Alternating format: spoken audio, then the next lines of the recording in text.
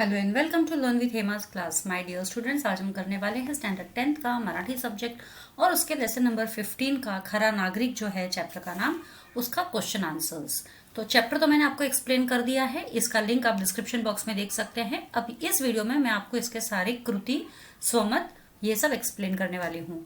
तो आगे बढ़ने से पहले एक छोटी सी रिक्वेस्ट, प्लीज सब्सक्राइब कीजिए मेरे चैनल को यदि आपने अभी तक सब्सक्राइब नहीं किया है तो।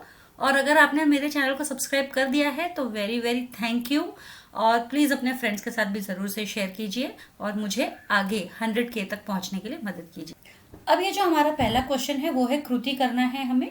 कृति में पहला क्वेश्चन है, भडसावळे गुरुजींच्या मते सकाळची वेळ अभ्यासाला योग्य असते कारण। मतलब भडसावळे गुरुजी के हिसाब से, उनके ओपिनियन के हिसाब से कि सुबह का जो टाइम है पढ़ाई के लिए वो एकदम योग्य होता है, क्यों, कारण बताना है। तो इसका आंसर आपको फर्स्ट पैराग्राफ में ही मिल जाएगा। तो वैसे तो इसका आंसर मैंने यहाँ पे दे रखा है। पहला है, सकाळच्या टवटवीत व प्रसन्न वातावरणात अभ्यास छान होतो। यानी सुबह का एकदम फ्रेश और प्लीजेंट एटमॉस्फेअर में पढ़ाई अच्छी होती है। शरीराला पुरेशी विश्रांती मिळाल्यामुळे ते ताजेतवाने बनलेले असते, क्योंकि हमारे बॉडी को पूरे रात भर सोने की वजह से अच्छी खासी रेस्ट मिल गई है, इसलिए शरीर भी हमारा एकदम फ्रेश रहता है। प्रसन्न वातावरणामुळे मन अभ्यासात चटकन लगते, और क्योंकि एटमॉस्फेयर बहुत अच्छा होता है इसलिए हमारा मन पढ़ाई में अच्छे से लग जाता है। हवेत सुखद गारवा असतो। हवा में जैसे एक अजीब सी खुशबू होती है, खुशी की, सुख की। हवेत सुखद गारवा असतो। दुरून एखादी भूपाळी किंवा रेडिओवरचे आवडते भक्तिगीत ऐकू येते। दूर से हमें कोई एक मंदिर में बजने वाला संगीत, जिसे हम भूपाली का नाम देते हैं, या फिर रेडियो पे बजने वाले कोई भक्ति गीत, वो हमें सुनाई देते हैं। पक्ष्यांचे सुमधुर संगीत साथीला असते। और कभी कभी तो हमें, अगर समझो भूपाली या रेडियो पर नहीं सुनाई देता है कुछ, तो पक्षियों का सुमधुर संगीत जो है वो तो हमारा साथीदार रहता ही है। ठीक है। दूसरी कृति है हमारी, निरंजन की दिनचर्या। ये एक फ्लो चार्ट के रूप में हमें बतानी है, तो उसकी दिनचर्या हमें लिखनी है। निरंजन की दिनचर्या क्या होती है, निरंजन कौन है हमें पता है, हमने अभी जस्ट चैप्टर पढ़ लिया है। तो उसकी दिनचर्या में सबसे पहले सकाळी लवकर उठून घरातली व गोठ्यातली कामे आटोपणे। सबसे पहले जल्दी उठकर वो अपने घर के और कावशेड की, गोठा, गोठा यानी कावशेड, वहां की सारी कामें खत्म करता है। सब जो भी काम है जैसे क्लीनिंग वगैरह, सारी कामें आटोपून अभ्यासाला बसले। और सारे काम जब हो जाते हैं तो फिर वो पढ़ाई करने के लिए बैठता है। दुपारी वार लागून जेवणे। वार लागून जेवणे यानी एक दिन छोड़ के एक दिन खाना खाता है। फिर शाळेत जाने, फिर वहां से वो खाने के बाद में स्कूल जाता है। शाम को संध्याकाळी पुनः घरची कामें करने। और शाम को जब वो घर पे आता है तो फिर से घर की कामें, फिर से मतलब घर में जो भी काम होता है वो करने लगता है। तीसरा हमारा कृति है, निरंजनच्या मावशीच्या घराची वैशिष्ट्ये। उसके घर के क्या खास बातें हैं। तो सबसे पहला है कि गावापासून दूर, शांति है, गांव से दूर है, और डोंगराच्या पायथ्याशी, फुट हिल्स पे है, मतलब पहाड़ के फुट पे है, डोंगराच्या पायथ्याशी। तो ये निरंजन के मौसी के घर के स्पेशलिटीज है। क्या है, गावापासून दूर यानी कि मेन गांव से दूर है, और दूसरा डोंगराच्या पायथ्याशी यानी कि फुट हिल्स पर है। अब ये भी एक फ्लो चार्ट है, हमें ये भी बताना है। निरंजनच्या शाळेचा रस्ता, उसके स्कूल का रास्ता कैसे है, मतलब कैसे जाएगा। जो मावशीचे घर, ठीक है, उसमें मध्य नदी, फिर वहां से नदीवर कोंकण रेल्वेचा पुल, नदी पर वो पुल बनाया गया है। बाजू ने पायवट, उसी के बाजू में एक वॉकिंग के लिए रास्ता भी है, फुटपाथ। अब ये जो थर्ड क्वेश्चन है आपका मेन क्वेश्चन है एक्चुअली, अचूक विधान ओळखा यानी करेक्ट सेंटेंस पहचानो। तो इसमें कुछ 4 सेंटेंसेस दिए हुए, मैं रीड कर लेती हूँ। निरंजन सख्या मावशीकडे राहत होता। निरंजनचा मामा कामासाठी मुंबईला आला होता। निरंजन गुरुजींवर अपार श्रद्धा होती।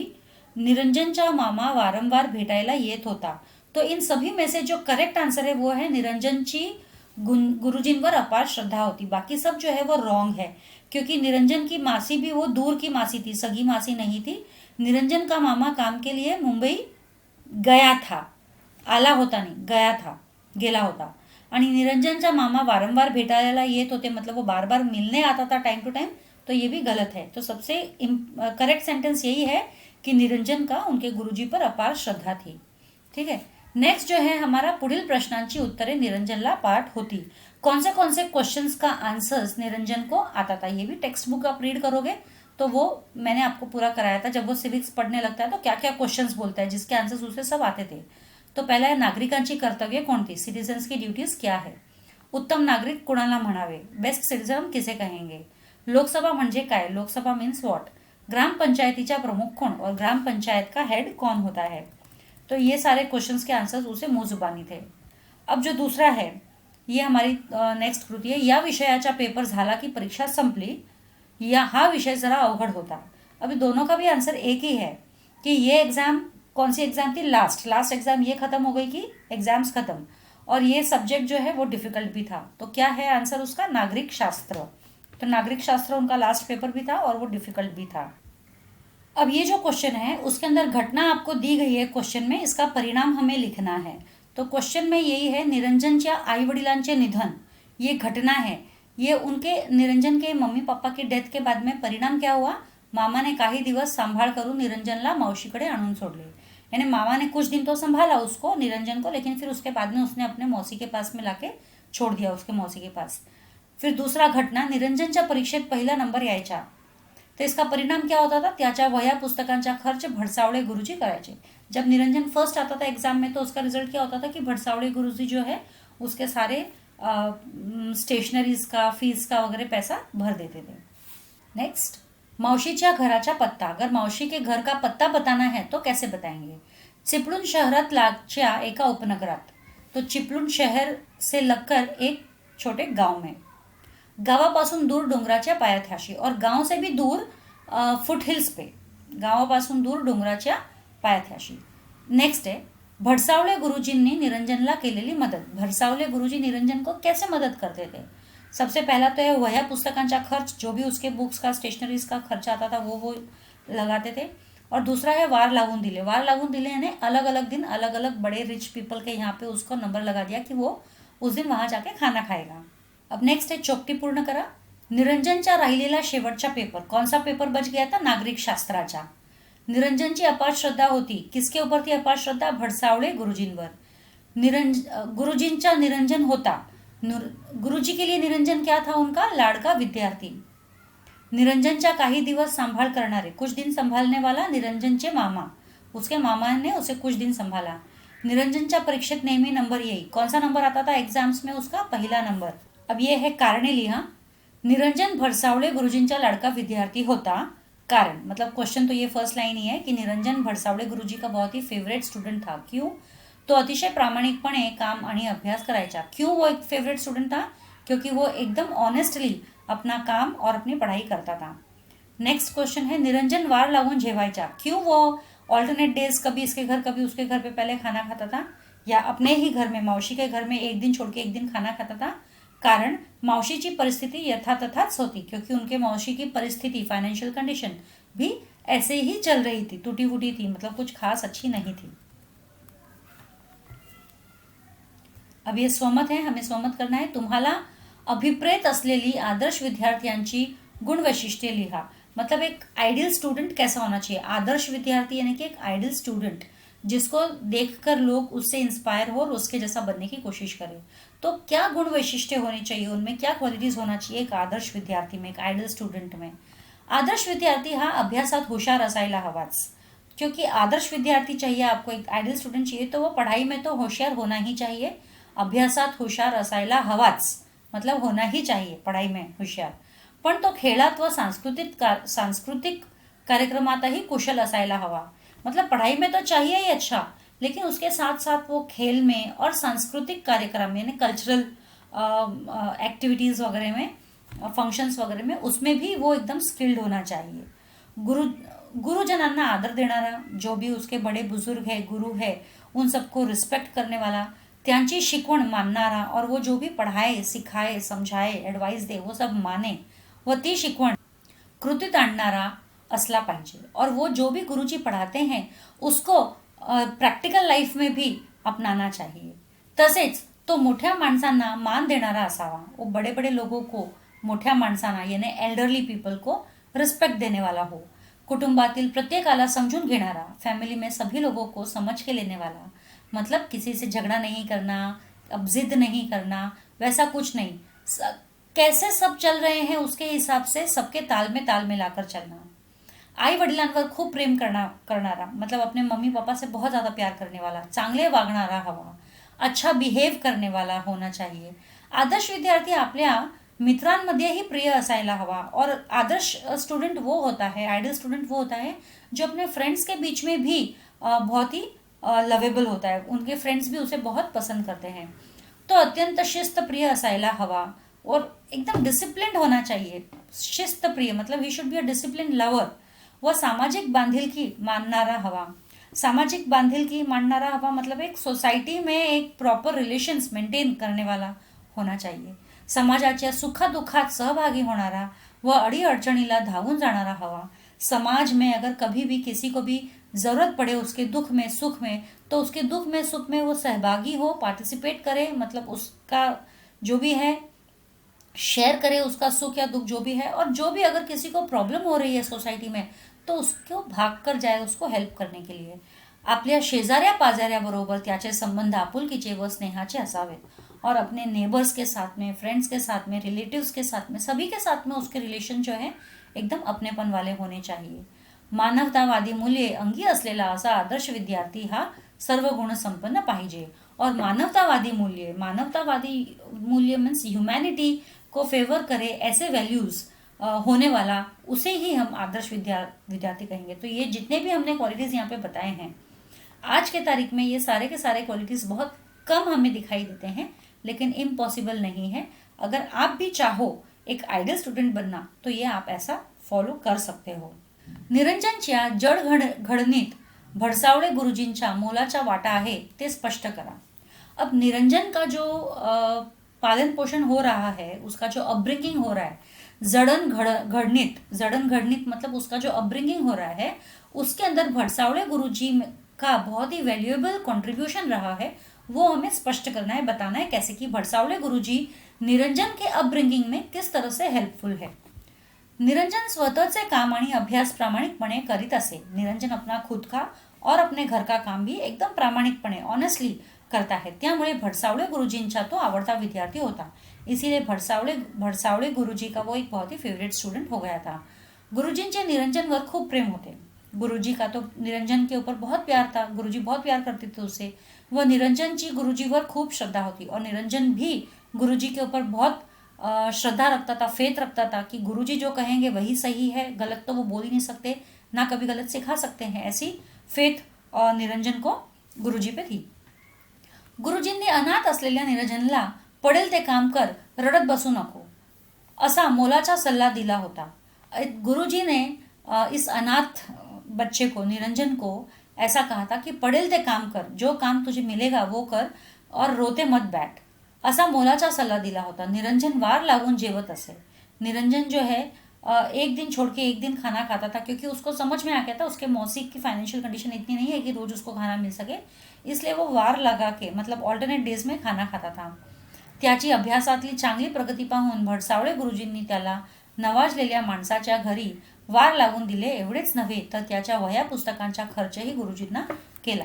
अभी क्योंकि निरंजन जो है बहुत ही होशियार था पढ़ाई में भी, तो ये देखकर गुरुजी ने फिर उसे कहा कि तू अगर पढ़ाई लिखाई सब अच्छे से करेगा, फर्स्ट आएगा हमेशा से, तो तेरे खाने पीने का, बुक्स का, स्टेशनरी का सारा खर्चा मैं मैनेज कर लूँगा किसी तरीके से. और इसी वजह से उन्होंने अच्छे अच्छे बड़े बड़े घरों के अंदर गुरुजी ने निरंजन का एक रूटीन लगा दिया था कि आज मंडे के दिन तुम इसके घर पे जाओगे खाना खाने के लिए, ट्यूसडे के दिन उसके घर पे जाओगे खाना खाने के लिए. तो उसको, निरंजन को रोज खाना भी मिलेगा और उसकी मौसी के ऊपर भी ज़्यादा बोझ नहीं पड़ेगा. तो उन्होंने नवाज ले लिया माणसांच्या मतलब रिच वेल्दी लोगों के घर में निरंजन को वार लगा के दे दिया था, यानी कि उनका डेज फिक्स कर दिया था किस दिन कहाँ पे जाके खाना खाना है. और उसके सारे बुक्स का जो खर्चा है वो गुरुजी ने संभाल लिया, वो सब गुरुजी ही पे करते थे. अशा प्रकारे निरंजनच्या जडणघडणीत भडसावळे गुरुजींचा मोलाचा वाटा होता. इस तरीके से निरंजन के अपब्रिंगिंग में भडसावळे गुरुजी का बहुत ही वैल्यूएबल कंट्रीब्यूशन रहा है. अब ये वापस एक कृति आ गई है, खऱ्या नागरिकाची कर्तव्य यानी कि एक ट्रू वैल्यू के क्या क्या ड्यूटीज है. सबसे पहला है कर्तव्य दक्ष यानी कि जो भी रिस्पॉन्सिबिलिटीज आपको दी जाती है वो उसे पूरा करना ही है. तत्परता मतलब इमीडिएट एक्शन लेने वाला. खरा नागरिकाची कर्तव्य बता रहे हैं. सामाजिक बांधिलकी, सोसाइटी को, सभी को एक करके रखना है, बांध के रखना है, किसी को भी लड़ाई झगड़ा नहीं करने देना, तितर बितर नहीं होने देना, एक करके रखना है। सेवा वृत्ति, जब भी जिसको जरूरत पड़े उसको हेल्प करो, सेवा वृत्ति होनी चाहिए, सेवा भावना होनी चाहिए। यानी कभी किसी को ऐसा नहीं बोले कि मैं तुम्हारा ये काम नहीं करूंगा, वो काम नहीं करूंगा, हमेशा you should be ever ready to do whatever work is been given to you. तो ये सारी क्वालिटीज यहाँ पे खऱ्या नागरिकाची कर्तव्य यहाँ पे बताई गई है। सेकंड हमारा है अपघाताच्या ठिकाणी हे अधिकारी तत्काळ जमा झाले। अपघाताच्या ठिकाणी, अपघात यानी कि जहां पर ये एक्सीडेंट हो सकता था, जहां पर ये वो जो ना ट्रैक्स, रेलवे ट्रैक्स किसी ने जानबूझ के टेढ़े मेढ़े कर दिए थे ताकि ट्रेन का एक्सीडेंट हो जाए, तो वो कौन से अधिकारी जो है ताबड़तोब वहां पर जमा हो गए? जिल्हाधिकारी, जिल्हा पोलीस आयुक्त, पोलीस अधीक्षक, सारे अधिकारी। उत्तम नागरिकाच्या कामगिरीबद्दल निरंजनला मिळालेल्या गोष्टी। अब एक बेस्ट सिटीजन ने जो काम किया है, निरंजन ने जो काम किया है वो एक बेस्ट सिटीजन का ही काम हो सकता है। तो ये काम करने की वजह से निरंजन को क्या क्या चीजें मिली? सरकारी वसति गृहात प्रवेश, सबसे पहले तो उसको गवर्नमेंट जो हाउस होता है, गवर्नमेंट हाउसिंग, वहां पर उसको एंट्री मिल गई थी, रहने की जगह मिल गई थी। वया पुस्तकांच्या खर्चासाठी शिष्यवृत्ती, और साथ में बुक्स का और स्टेशनरी का जो भी खर्चा है, फीस का वगैरह, उसका सब उसको स्कॉलरशिप मिल गया था। अब ये सत्य या असत्य, मतलब सेंटेंसेस आपको दिए हैं, आपको बताना है सत्य है कि असत्य है। 9:30 ची गाडी येणार होती, ये तो असत्य है। 9:50 ची गाडी येणार होती ना, रात्री 2 वाजता पहिली गाडी जाते, ये भी गलत है, असत्य है। पहिली गाडी नहीं, लास्ट गाडी जो बोलते ना, आखिरी गाडी, ये सत्य। स्टेशन मास्टर घटनेचा पंचनामा करू लागले, ये सत्य है। स्टेशन मास्टर है ना, पंचनामा करने लग गए, सब कुछ लिखने लग गए, तो ये सत्य है।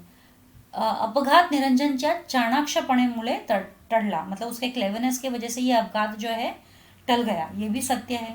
अब ये है 1 लाइन आंसर्स। तो सबसे पहला क्वेश्चन है, कोणत्या विचाराने निरंजन हुरळून गेला होता? मतलब किस सोच से निरंजन के एकदम रोंगटे खड़े हो गए थे? आपणही मोठे झाल्यावर गाडीतून फिरू, या विचाराने निरंजन हुरळून गेला होता, कि मैं भी बड़ा होकर गाड़ियों में घूमूंगा, ये सोचकर निरंजन जो है एकदम इमोशनल हो गया था। नेक्स्ट क्वेश्चन, निरंजन ने स्टेशनच्या दिशेने धाव का घेतली? निरंजन को तो जाना था स्कूल एग्जाम देने के लिए, पहले किसी के घर पे जाना था, फिर स्कूल जाना था एग्जाम देने के लिए, लेकिन वो भागा स्टेशन की तरफ, वो क्यों? रेल्वे रुळाखाली पाडलेल्या भगदाडामुळे येणाऱ्या गाडीला भयंकर अपघात होईल। मतलब रेलवे रुळाखाली पाडलेल्या, जो रेलवे ट्रैक्स होते हैं उसका नीचे गिराया हुआ एक बड़ा सा जो है पार्ट, जो है पत्थर जो है, उधर गिर गया था और होल हो गया था उसके कारण वहां पे। तो ऐसा होने की वजह से बहुत ही टेरिफिक एक्सीडेंट हो सकता था, अपघात होईल हे लक्षात येताच, जैसे ही उसको ध्यान में आया कि एक्सीडेंट हो सकता है, स्टेशन मास्तरांना हे कळवणे आवश्यक असल्यामुळे निरंजन स्टेशनच्या दिशेने धाव घेतली। तो जैसे ही उसे पता चला, ये उसे ध्यान में आई ये बात, तो उसे ऐसे लगा कि ये स्टेशन मास्टर को तो पता होना ही चाहिए ये बात, इसीलिए वो स्टेशन की तरफ भागा। अब ये है, वापस से चौकटी पूर्ण करा।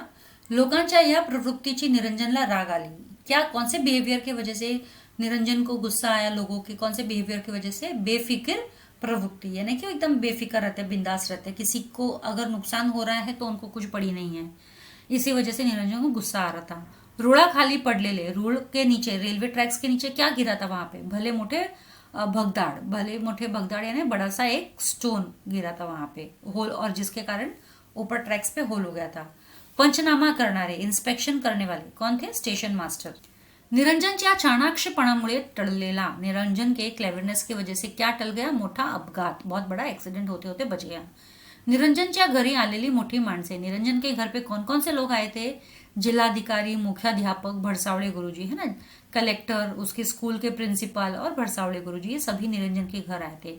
निरंजनला वह्या पुस्तकांच्या खर्चासाठी मिळणारी, बुक्स वगैरह के लिए उसको मिलने वाला क्या था? शिष्यवृत्ति यानी कि स्कॉलरशिप। निरंजनला हृदयाशी धरणारे, उसको दिल से, सीने से लगाने वाले, भरसावळे गुरुजी ने उसे सीने से लगा लिया। निरंजनची स्तुति फोटो सकट छापून आलेली, उसका प्रेज किया गया उसके फोटो के साथ में न्यूज़पेपर में। कहां पर? वर्तमान पत्रातील बातमी, उस जो न्यूज़पेपर में जो आर्टिकल छपा था उसके अंदर उसका फोटो के साथ में उसकी तारीफ की गई थी। अब ये जो हमारा नेक्स्ट क्वेश्चन है निरंजनचे पुढील गुण, यानी कि ये सारे गुण हैं यहाँ पे, स्वप्नाळू, तार्किक विचार, संवेदनशील। हाँ, ये जो गुण दिए हैं, ये गुण दिखाने वाले कोई कृति या विचार व्यक्त करने वाले वाक्य जो टेक्स्ट में हमें मिलेंगे वो हमें ढूंढना है। यानी पैसेजेस तो आपको मिलते ही हैं, पैसेजेस में से आपको ये ढूंढ के निकालने हैं। तो सबसे पहला है स्वप्नाळू। स्वप्नाळू यानी सपने देखने वाला। ही कोकणाची गाडी किती छान दिसते, ये लाईन हमें बताती है कि अरे कोकण की गाड़ी कितनी अच्छी दिखती है, काय मजा येत असेल या गाडीतून जायला, मतलब कितनी मजा आती होगी इस गाड़ी से जाने को, आपणही मोठं झाल्यावर गाडीतून फिरू, मैं भी बड़ा होकर गाड़ी में घूमूंगा, ये उसका सपना है। ठीक है। तार्किक विचार। तार्किक विचार मतलब ही use to think giving reasons. आता प्रवाशांनी भरलेली 9:50 गाड़ी येईल, है ना। क्या सोच रहा है वो कि अभी पैसेंजर से भरी हुई 9:50 की गाड़ी आएगी, गाड़ी आली तर भयंकर अपघात होईल, लेकिन गाड़ी अगर यहाँ से आई, ये तो ट्रैक टूटा हुआ है, तो एकदम एक्सीडेंट हो जाएगा बड़ा सा। तो ये हमें बताता है तार्किक विचार, ये लाइन्स हमें बताते हैं उसके। फिर संवेदनशील। संवेदनशील, निरंजन ने तो दगड उचलून बाजूला ठेवला, जो एक बड़ा सा पत्थर पड़ा था रोड में, वो उसने ऑलरेडी उठा के बाजू में रखा। तुम्ही विसरलात, पण दुसरा ठेच काढून जीवाला मुकतो त्याचं काय। और उसको ये था, फीलिंग हो रहा था कि जिसने ये पत्थर निकाला है वो तो भूल गया, लेकिन दूसरे लोग जो उससे टकरा कर गिरते हैं उनकी जान जा सकती है, उसका क्या। तो ये संवेदनशील, बहुत ही अटैच्ड, इमोशनल हम बोल सकते हैं इसके लिए। ये तो सारे क्वालिटीज हमको निरंजन के, ये पर्टिकुलर लाइंस जो यहाँ पे दिए हैं उस टेक्स्ट में, ये क्वालिटीज उसके बताते हैं। अब हम ये सहमत करने वाले हैं। निरंजनच खरा नागरिक, हे तुमच्या शब्दांत स्पष्ट करा, कि निरंजन ही खरा नागरिक है, ये अपने वर्ड्स में आपको स्पष्ट करना है, एक्सप्लेन करना है। निरंजन हा खूप मेहनती आणि अभ्यासू मुलगा होता। निरंजन तो बहुत ही मेहनती और एक पढ़ाकू लड़का बोल सकते हैं, अभ्यासू मुलगा होता। आई वडील वारल्यांवर तो मावशीकडे राहत होता। उसके मम्मी पापा पास होने की वजह से, मतलब मर गए थे, इसकी वजह से उनके देहांत के बाद में वो अपने मौसी के पास में रहता था। तो गुणी मुलगा असल्यामुळे गुरुजींचा लाडका विद्यार्थी होता, क्योंकि वो बहुत ही गुणी था, इसीलिए टीचर का भी बहुत ही फेवरेट स्टूडेंट हो गया था। निरंजनच्या मनातही गुरुबद्दल खूप श्रद्धा होती। निरंजन के मन में भी अपने गुरु के लिए बहुत फेथ था। अशा या सद्गुणी निरंजनच्या नागरिक शास्त्राचा शेवटचा पेपर होता, और ऐसे ये क्वालिटीज से भरपूर इस निरंजन, मतलब अच्छी क्वालिटीज से भरपूर ये निरंजन का आज नागरिक शास्त्र यानी कि सिविक्स का, पॉलिटिकल सायन्स का ये लास्ट का पेपर था।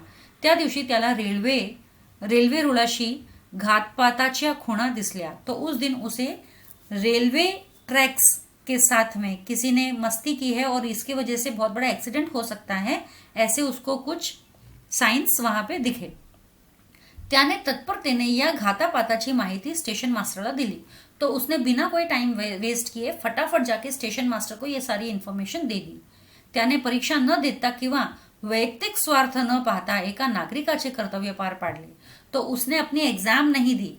देखो लास्ट पेपर था, पेपर देता, उसकी पढ़ाई भी पूरी हुई थी तो शायद फर्स्ट भी आ जाता इस बार भी, और उसका खाने पीने का खर्चा, फीस का खर्चा सब कुछ चलता रहता। लेकिन अपने पर्सनल हैप्पीनेस को, अपने पर्सनल बेनिफिट्स को उसने अलग रखा और परीक्षा नहीं दी, और वो अपने एक प्रॉपर सिटीजन का कर्तव्य पूरा करने के लिए उसने ये काम किया कि वो सीधा स्टेशन भागा था। त्याच्या या चांगल्या कृत्यामुळे भयंकर अपघात टळला, और उसके उसी अच्छे काम की वजह से इतना जो भयंकर एक्सीडेंट हो सकता था वो टल गया, आणि हजारों लोकांचे प्राण वाचले और हजारों लोगों की जानें भी बच गई। क्योंकि वो एक्सीडेंट होता, वो गाड़ी तो खचाखच भरी हुई रहती 9:50 की, एक्सीडेंट होता तो सभी लोग तबाह हो जाते, मर जाते, शायद बहुत लोग इंजर्ड हो जाते, लेकिन उन सभी की जान उसने बचा दी। निरंजन ने हे कृत्य सम्मान मिळावा म्हणून केले नव्हते। अब ये जो काम है निरंजन ने उसको सम्मान मिले इसके लिए नहीं किया था कि भाई मुझे लोग पूछे, रिस्पेक्ट दे, इसके लिए उसने नहीं किया था। तर त्याने एका जबाबदार नागरिकाची कामगिरी केली, लेकिन उसने एक रिस्पॉन्सिबल सिटीजन होने का काम किया था, म्हणून निरंजन खरा नागरिक आहे असे म्हणायला हवे। इसीलिए हम बोल सकते हैं कि निरंजन खरा नागरिक है, यानी कि एक सच्चा सिटीजन है। तुम्हाला निरंजनशी मैत्री करायला आवडण्याची वा ना आवडण्याची कारणे स्पष्ट करा। तो अगर तुमको निरंजन के साथ में फ्रेंडशिप करनी है तो तुम्हें ये फ्रेंडशिप करना अच्छा लगेगा, क्यों अच्छा लगेगा, और अगर नहीं अच्छा लगेगा तो क्यों नहीं अच्छा लगेगा, वो हमें कारण के साथ में बताना है। तो निरंजन हा सद्गुणी मुलगा आहे। निरंजन तो एक बहुत ही अच्छा लड़का है, तो होशियार व मेहनती है, और साथ ही साथ वो होशियार भी है और मेहनती भी है। त्याचे गुरुजनांवर खूप श्रद्धा आहे, उसकी अपने टीचर्स के ऊपर बहुत ज़्यादा फेथ है। वार लावून जेवणारा तो गरीब मुलगा है, और ऑल्टरनेट डेज कभी इसके घर कभी उसके घर जाके खाना खाने वाला है, बहुत ही पुअर फैमिली को बिलोंग करने वाला लड़का है। त्याच्या तत्परतेमुळे व प्रसंगावधानामुळे फार भयंकर अपघात टळला। उसका जो तत्परता है, मतलब जो इमीडिएट उसने जो एक्शन लिया वो, और प्रसंगावधानामुळे यानी कि उसने चीजों को देखकर सिचुएशन समझी कि क्या कितना नुकसान हो सकता है, कितना भयंकर नुकसान हो सकता है। इसके वजह से क्योंकि उसमें ये कैपेसिटी थी सोच विचार करने की, और उतना इमीडिएटली रिएक्ट करने का, एक्शन लेने का, इसके लिए इतना बड़ा एक्सीडेंट टला। त्याने आपल्या कर्तव्य पार पाडले और उसने अपना कर्तव्य जो है रिस्पॉन्सिबिलिटी पूरा किया, तो खरा नागरिक आहे, तो वही सच्चा सिटीजन है। अशा निरंजनशी मैत्री करायला कुणालाही आवडेल। ऐसे निरंजन से फ्रेंडशिप करना तो किसी को भी अच्छा लगेगा। दुसऱ्यावर प्रेम करणारा, सामाजिक जबाबदारी मानणारा, सदैव दुसऱ्याला मदत करणारा निरंजन निस्वार्थी स्वभावाचा आहे। अब निरंजन जो है वो सभी से प्यार करता है, सोशल रिस्पॉन्सिबिलिटीज भी वो फॉलो करता है, दूसरों की हमेशा हेल्प करता है। तो इस तरह का जो निस्वार्थ स्वभाव है निरंजन, वो बहुत ही सेल्फलेस जो हम बोल सकते हैं वो नेचर का निरंजन है। मैत्री करायला आवश्यक असलेले सर्व गुण त्याच्यापाशी असल्यामुळे तो सर्वांना प्रिय होईल। अब फ्रेंडशिप करने के लिए जो भी अच्छे गुण होते हैं वो सभी उसके पास है, उससे ज्यादा ही है, तो इसीलिए वो सबका प्रिय हो जाएगा क्विकली, बहुत ही जल्दी वो सबका प्रिय भी हो जाएगा ना, सभी लोग उसे पसंद करने लगेंगे धीरे धीरे। तो माझा मित्र असल्याचा मला सार्थ अभिमानच वाटेल, और अगर वो मेरा फ्रेंड रहे तो इस बात का तो मुझे अभिमान ही होगा, मतलब मुझे इस बात से बहुत प्राउड फील होगा कि निरंजन जैसा लड़का मेरा फ्रेंड है। तो हमने यहाँ पे दिया है आंसर कि यस हमें चाहिए निरंजन एज अ फ्रेंड, और एक्सप्लेन भी किया है क्यों। अगर आपको नहीं चाहिए Niranjan as a best friend तो आप क्यों नहीं चाहते वो हमें एक्सप्लेन करके लिखना है, तो आप आपके ओन वर्ड्स में भी लिख सकते हो। तो इसी के साथ मेरा ये चैप्टर का जो क्वेश्चन आंसर है वो खत्म हो गया। चैप्टर एक्सप्लेनेशन अगर आपको चाहिए तो आप डिस्क्रिप्शन बॉक्स में लिंक देख सकते हो। तो आज के लिए इतना ही, फिर मिलेंगे जल्दी अगले वीडियो में अगले चैप्टर के साथ में। तब तक के लिए stay safe, stay secure, thank you.